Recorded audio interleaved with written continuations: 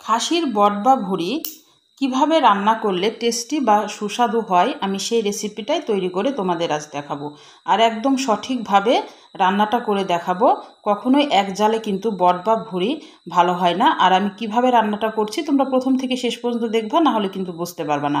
আসসালামু আলাইকুম, হ্যালো বন্ধুরা, তোমরা কেমন আছো? আশা করি তোমরা ভালো আছো। আমি আলহামদুলিল্লাহ ভালো আছি। আমার শখের কিচেনে তোমাদের সবাইকে স্বাগতম। প্রতিদিনের মতো আবারও একটি রেসিপি নিয়ে এসেছি, খাসির বট বা ভুঁড়ি রান্না করা।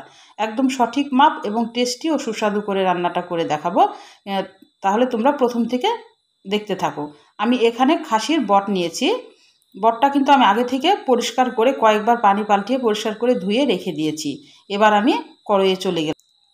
এখানে অল্প একটু তেল দিয়ে দিলাম, একটা তেজপাতা দিয়ে দিলাম, গোটা গরম মশলা দিচ্ছি, এলাচ, দারুচিনি আর কালো ফল দিব অর্ধেকটা, গোলমরিচ দিব আর লং দিব। দিয়ে আবার একটু ফোড়নে একটু এটাকে একটু ভেজে নেব, কারণ এটা আমি 2 জাল করে আমি রান্নাটা দেখাবো। আগে একদিন আমি এটাকে ভেজে রেখে দিব কয়েকবার জাল করে, তারপরে তোমাদেরকে রান্নাটা দেখাবো। কারণ বট জিনিস কিন্তু একবারে রান্নাতে টেস্ট আসে না। যদি এভাবে রান্না করা যায় তাহলে কিন্তু অনেক টেস্ট আসে। আমি এবার বটগুলা দিয়ে দিচ্ছি, দিয়ে এবার একটু ভালোভাবে নেড়ে নিতে হবে। প্রথম জালে আগে কিভাবে জালটা করবো আমি সেটাই দেখাচ্ছি। প্রথম দিন কি কি মশলা দিয়ে জালটা করে রাখতে হবে। একটু লবণ দিয়ে দিলাম, আর সামান্য একটু ধনিয়ার গুঁড়া, একটু হলুদ গুঁড়া আর শুকনো মরিচের গুঁড়া। এগুলো কিন্তু খুবই সামান্য অল্প অল্প একটু করে দিতে হবে প্রথম দিন। আর এখানে আদা রসুন জিরা বাটা 1 চামচ মতো দিলাম। দিয়ে এবার ভালোভাবে এটাকে নাড়তে হবে। নেড়ে নেড়ে একদম মিডিয়াম আঁচে এটাকে অনেকক্ষণ ধরে জ্বালিয়ে নিতে হবে, দিয়ে একটু ভাজা ভাজা করে নিতে হবে।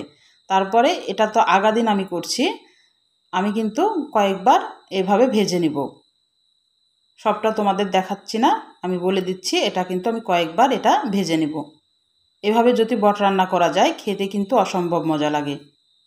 এরকম ভাজা ভাজা যখন হয়ে যাবে তখন কিন্তু এটা জালটা নিভিয়ে রেখে দিতে হবে, দিয়ে আবার কিন্তু এভাবে একটু ভেজে নিতে হবে।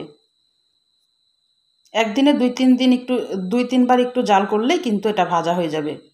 আমি এবার ঢাকনা দিয়ে ঢেকে দিচ্ছি। এবার পরের দিন চলে আসলাম। পরের দিন কালারটা দেখে বুঝতে পারছো একদম ভাজা ভাজা হয়ে গেছে। এবার আমি মূল রান্নায় চলে যাব। এবার কড়াইয়ে পরিমাণ মতো তেল দিয়ে দিলাম, আর এখানে পেঁয়াজ অনেকগুলো পেঁয়াজ দিয়েছি, 1 কাপ মতো পেঁয়াজ দিয়েছি, কারণ ভুঁড়িতে কিন্তু পেঁয়াজ যত দিবা তত কিন্তু বেশি টেস্ট হয়। আর এখানে কয়েকটা কাঁচামরিচ ফালি করে দিয়েছি। দিয়ে এবার পেঁয়াজটা একটু ভাজা পর্যন্ত অপেক্ষা করতে হবে, লাল হয়ে আসবে তখন মশলাগুলো কিন্তু অ্যাড করতে হবে। এইভাবে ভুঁড়িটা একবার রান্না করে খেয়ে দেখতে পারো, এরকম 2 জাল করে। এক জালে কিন্তু ভুঁড়ি কখনোই টেস্ট হয় না। এবার আমি মশলা অ্যাড করব। 1 চামচ উঁচু করে আমি জিরা বাটা দিলাম, আর 2 চামচ আদা রসুন বাটা দিচ্ছি। মশলার পরিমাণগুলো কিন্তু ভুঁড়িতে একটু বেশি লাগে, মাংসের চাইতে বা অন্য কোনো তরকারির চাইতে ভুঁড়িতে একটু মশলাগুলো কিন্তু বেশি লাগে। মশলা পেঁয়াজ এগুলো কিন্তু বেশি লাগে। এখানে আমি 1/2 চামচ মতো হলুদের গুঁড়া দিলাম, ধনিয়ার গুঁড়া 1 চামচ আর শুকনো মরিচের গুঁড়া 1 চামচ, কারণ আগে দেওয়া আছে আমার এগুলো। আর পরিমাণ মতো এখানে লবণ দিলাম। আর এখানে আমি একটা মশলা অ্যাড করেছি, শাহি গরম মশলা।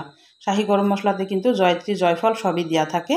যদি শাহি গরম মশলা তোমাদের না থাকে তাহলে কিন্তু তোমরা একটু জয়ফল জয়ত্রী বেটে দিতে পারো, তাহলে কিন্তু ভুঁড়ির টেস্টটা অন্যরকম হয়ে যায়। এবার আমি পানি দিয়ে একটু মশলাটা কষিয়ে নেব।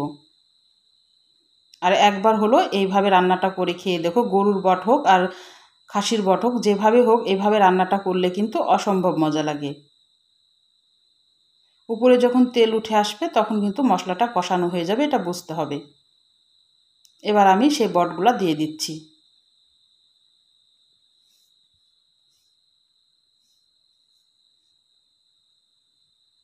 এই মশলার সাথে এখন আমি কয়েক মিনিট ভালোভাবে কষিয়ে নেব, একদম মিডিয়াম আঁচে। জোরে জাল দিলে কিন্তু মশলা পুড়ে যাবে। কষা যখন হয়ে আসবে তখন আমি এখানে একটা লেবুর অর্ধেকটা একটু রস চিপে দিচ্ছি। আর লেবুটা দিলে কিন্তু ভুঁড়ির যে একটা এক্সট্রা গন্ধ থাকে সেই গন্ধটা থাকবে না। এটা তোমরা অবশ্যই ফলো করবা। দিয়ে আবার একটু ভালোভাবে নেড়ে দিতে হবে। এখন কিন্তু কয়েক মিনিট আমি কিন্তু এখনও পানি অ্যাড করি নাই। মশলার সাথে কিন্তু মিডিয়াম আঁচে এটাকে ভেজে নিচ্ছি। আর এই পর্যায়ে হাফ চামচ মতো গরম মশলার গুঁড়া দিলাম, কারণ আগে আমার গোটা গরম মশলা দেওয়া আছে, সেজন্য এখানে গুঁড়াটা আমি অ্যাড করলাম হাফ চামচ মতো। এবার আমি পরিমাণ মতো গরম পানি দিয়ে দিব।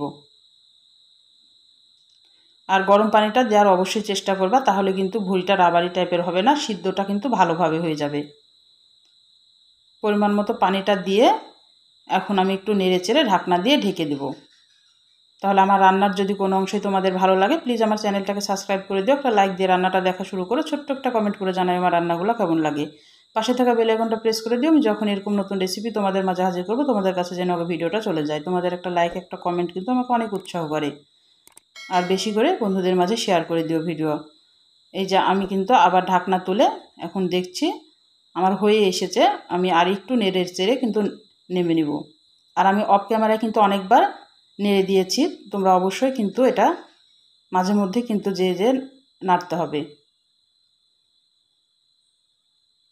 আমার হয়ে গেছে, আমি এখন তুলে নিচ্ছি। এভাবে একবার বট রান্না করে খেয়ে দেখতে পারো, 2 জাল দিয়ে, অনেক মজা লাগে আর খুবই টেস্টি হয়। আমি তোমাদের একটু পরিবেশন করে দেখাচ্ছি। আর তোমাদের কমেন্টগুলো পড়তে আমার খুবই ভালো লাগে, তোমরা প্লিজ একটা করে কমেন্ট করবা, ভিডিও করে কমেন্ট করবা ভিডিও দেখে।